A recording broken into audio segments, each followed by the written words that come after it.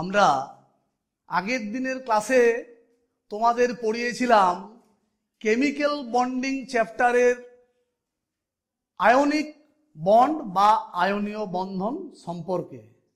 আজকে আলোচনা করব কোভ্যালেন্ট বন্ড বা সমযোজী বন্ধন সম্পর্কে। প্রথমেই তোমাদের বলি, গোটা পৃথিবীর মধ্যে আশ্চর্যজনক ল্যাবরেটরি হলো আমাদের এই শরীরটা। আর এই শরীরকে বাঁচিয়ে রাখার জন্য জল ছাড়া আমরা যে খাবারগুলো খাই, যথা কার্বোহাইড্রেট জাতীয়, প্রোটিন জাতীয়, ফ্যাট জাতীয় খাদ্যগুলি, সেই খাদ্যগুলি আমাদের এই শারীরিক ল্যাবরেটরিতে প্রতিনিয়ত রাসায়নিক বিক্রিয়ার মাধ্যমে যথাক্রমে গ্লুকোজ জাতীয়, amino acid, fatty acid, glycerol ইত্যাদি যৌগে পরিণত হয়। স্বাভাবিকভাবেই আজ তোমাদের কাছে সমস্ত যৌগ কিভাবে কেমিক্যাল বন্ডিং প্রসেসে গঠিত হচ্ছে এই আলোচনাটা প্রাসঙ্গিক। প্রথমেই তোমাদের বলি সংজ্ঞা বা সমযোজী বন্ধন কাকে বলে। নিকটতম নিষ্ক্রিয় গ্যাসের সুস্থিত ইলেকট্রন বিন্যাস লাভের চেষ্টায় দুটি পরমাণুর সর্ববহিস্থ কক্ষের অযুগ্ম ইলেকট্রনের দ্বারা যে ইলেকট্রন জোড় গঠিত হয়, সেই ইলেকট্রন জোড়কে যুগ্মভাবে বা সমভাবে ব্যবহার করে যে বন্ধন তৈরি হয় তাকে বলে সমযোজী বন্ধন। আর এইভাবে যৌগ গঠন করার যে ক্ষমতা তাকে বলছে সমযোজ্যতা। শুধু তাই নয়, এইভাবে যে যৌগগুলো উৎপন্ন হচ্ছে সেগুলোকে বলে সমযোজী যৌগ। নেক্সট, এর পরের আলোচ্য বিষয় হচ্ছে সমযোজী বন্ধনের শ্রেণী বিভাগ।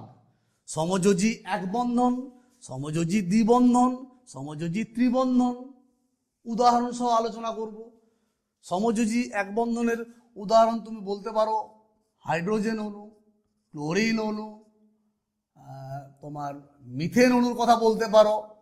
এইগুলো আমি লুইস ডট গঠনের মাধ্যমে কিভাবে হয় তোমাদের দেখাবো। যেমন ধরো হাইড্রোজেন অণুর ক্ষেত্রে তোমরা জানো হাইড্রোজেনের পরমাণু ক্রমাঙ্ক 1। দেখো হাইড্রোজেনের বাইরের কক্ষে একটি ইলেকট্রন প্লাস এই হাইড্রোজেনের বাইরের কক্ষে একটি ইলেকট্রন, এটাকে যুগ্মভাবে এরা ব্যবহার করে লুইস ডট গঠনের মাধ্যমে দেখো কিভাবে যৌগ গঠন করার প্রবণতা। এইভাবে হাইড্রোজেন এক বন্ধন দ্বারা অণু গঠিত হলো। ঠিক আছে, নেক্সট দেখো ক্লোরিন। ক্লোরিন অণুর ক্ষেত্রে দেখো তোমরা জানো যে ক্লোরিনের পরমাণু ক্রমাঙ্ক সমান 17, প্রথম কক্ষে 2টি, তারপরে কক্ষে 8টি, সর্ববহিস্থ কক্ষে 7টি। দেখো প্রথমে 7টি দিয়ে দাও এই ক্লোরিন পরমাণুকে, প্লাস এখানেও 7টি দিয়ে দাও, 2, 3, 4, 5, 6, এখানে একটা।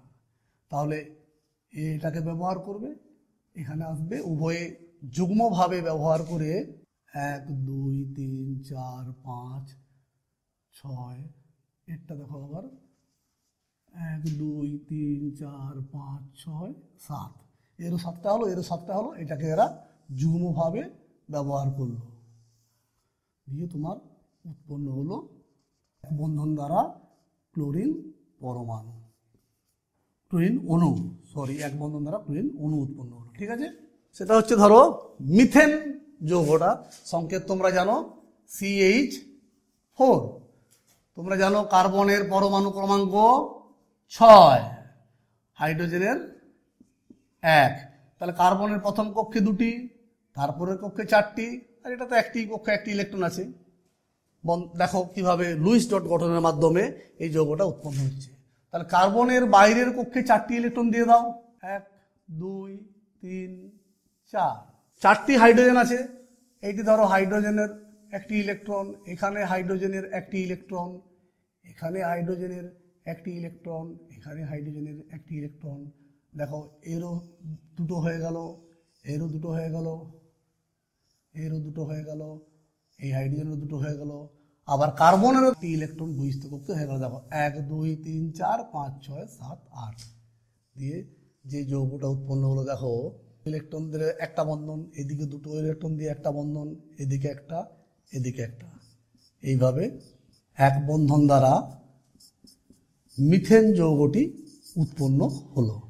এরপরে তোমাদের দ্বিবন্ধনের দ্বারা যৌগগুলো কিভাবে গঠিত হয় সেগুলো আলোচনা করব।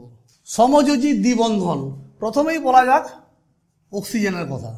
তোমরা জানো অক্সিজেনের পরমাণু ক্রমাঙ্ক হচ্ছে 8। তাহলে এর ক্ষেত্রে বাইরের প্রথমের কক্ষে দুটো, তারপরের কক্ষে 6টা। লুইস ডট গঠনের মাধ্যমে লক্ষ্য করো, একটি অক্সিজেন পরমাণু দিলাম 1 2 3 4 5 6 প্লাস এই একটি অক্সিজেন দিলাম 1 2 3 4 5 6। ঠিক আছে, তাহলে দেখো এইটি এইভাবে ব্যবহৃত হবে যুগ্মভাবে, এইটির সঙ্গে এই ইলেকট্রনটি যুগ্মভাবে ব্যবহার হবে। কিভাবে হবে দেখো, 1 2 3 4 5 6, এর হয়ে যাবে 8টা, আবার এরও হয়ে যাবে দেখো 8টা 6। ছোটা দেখতে পাচ্ছ, উভয়ে যুগ্মভাবে বা সমভাবে ব্যবহার করে দেখো বহিস্থ কক্ষে 8টি করে ইলেকট্রন হয়ে গেল। 4 4 8, এরও 4 4 8। এইভাবে অক্সিজেন দুটো ইলেকট্রন দ্বারা একটি বন্ধন, এই দুটো ইলেকট্রন দ্বারা একটি বন্ধন তথা অক্সিজেন দ্বিবন্ধন দ্বারা যৌগ গঠিত হলো। তবে এক্ষেত্রে তোমাদের একটা কথা বলে রাখি, অক্সিজেনের এই স্ট্রাকচারটা নিয়ে একটু বিতর্কিত আছে, কেননা এটা পরীক্ষালব্ধ সিদ্ধান্তের সঙ্গে কিছুটা ডিফার করে। তথাপি তোমাদের এইভাবেই শিখতে হবে, প্র্যাকটিস করতে হবে, পরীক্ষায় লিখতে হবে। নেক্সট আলোচনা দেখো, কার্বন ডাইঅক্সাইডের ক্ষেত্রে দেখো CO2। তোমরা জানো কার্বনের পরমাণু ক্রমাঙ্ক 6, তাহলে প্রথম কক্ষে 2টি, তারপরে কক্ষে 4টি। অক্সিজেনে বলো তো পরমাণু ক্রমাঙ্ক কত?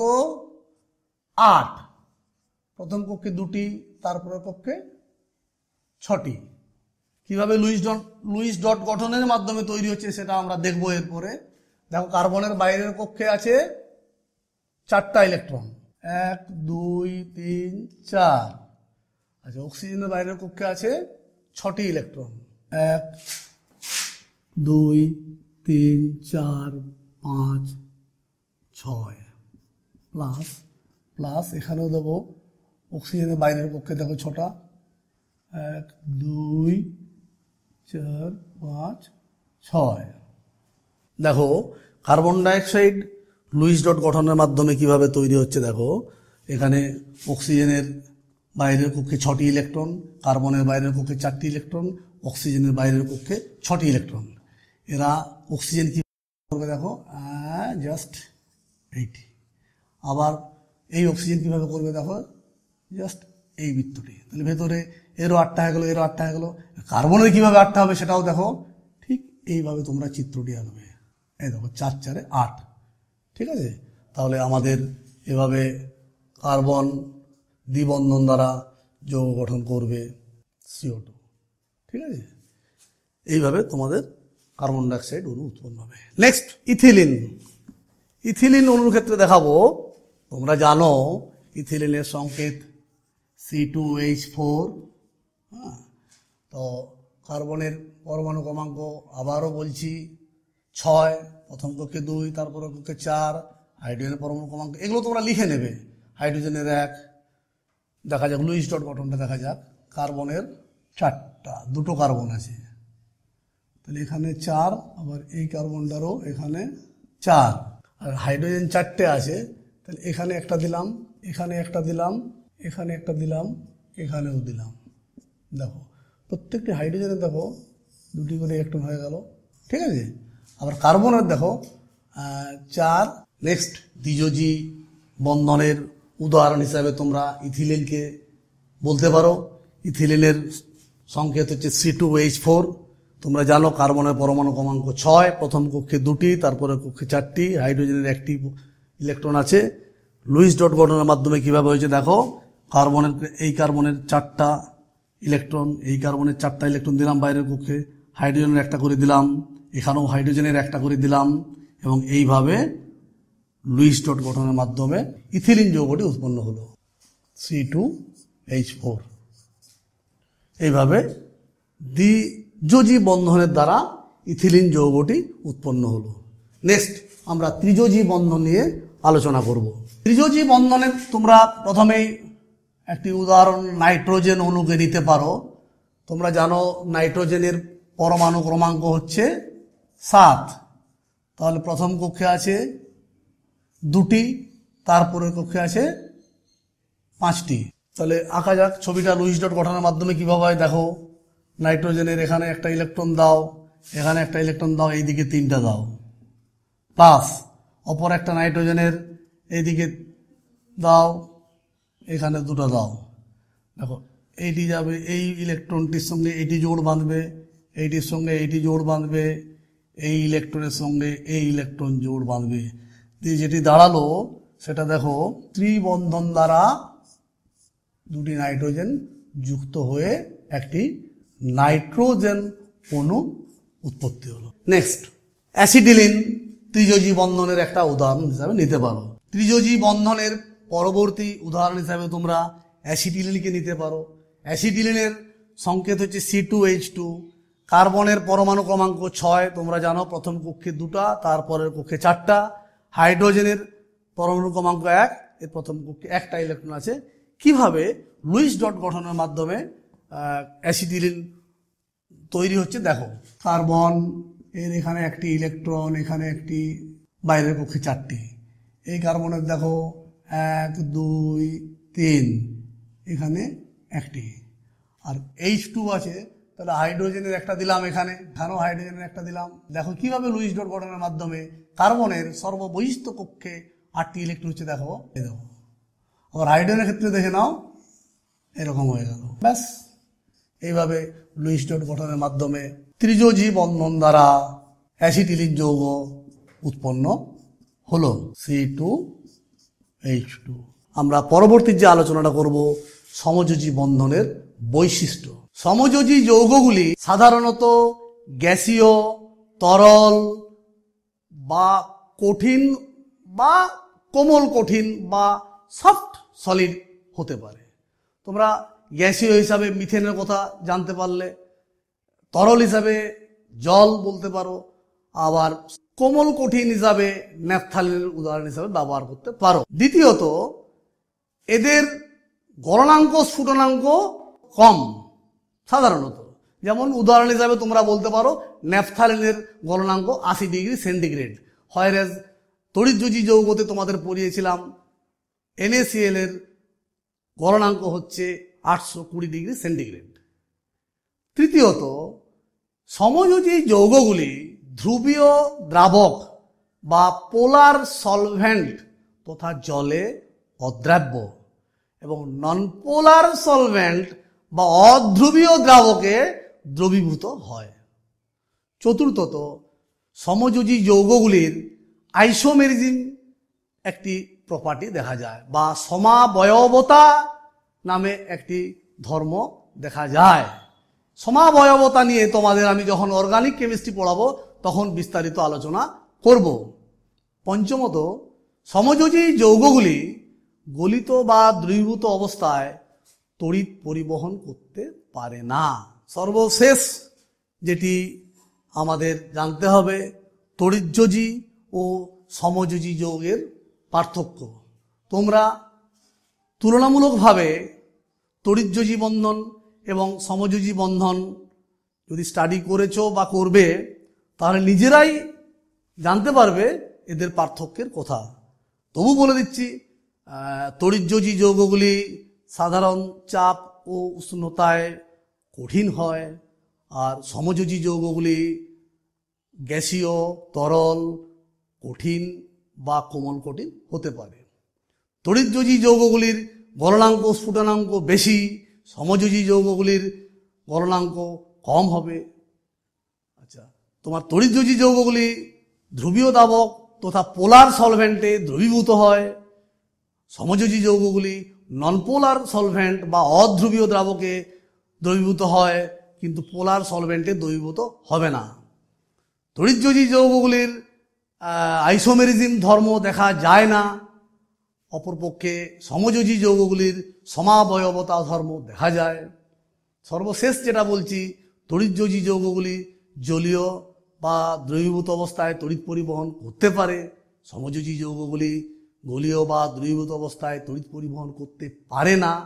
এখানে একটা বিষয় বলে রাখি, তোমাদের টেস্টে বা মাধ্যমিকে এই প্রশ্নটা আসতে পারে যে সমযোজী যৌগগুলি গলিত অবস্থায় কেন তড়িৎ পরিবহন করতে পারে না। না, উত্তরটা হচ্ছে এইটাই যে যৌগগুলি সহজে আয়নিত হতে পারে না, সুতরাং এরা তড়িৎ পরিবহন করতে পারে না। আজকে আলোচনার শেষে তোমাদের একটি ইম্পর্টেন্ট পয়েন্ট আমি বলতে চাই, সেটা হলো আমাদের এই কেমিক্যাল বন্ডিং চ্যাপ্টারটিতে যে আলোচনা করলাম, সেই আলোচনা শুনে বা তোমাদের তুলনামূলক স্টাডি করে পর যদি কোনো প্রশ্ন থাকে, সেই প্রশ্নগুলি আমাদের কমেন্ট বক্সে লিখে জানাবে। আমরা পরবর্তী ক্লাসে উত্তর দিয়ে বা আলোচনা করে সমাধান করব, তারপরে পরবর্তী অধ্যায়ে যাব। সকলে সুস্থ থাকো, ভালো থাকো। আমাদের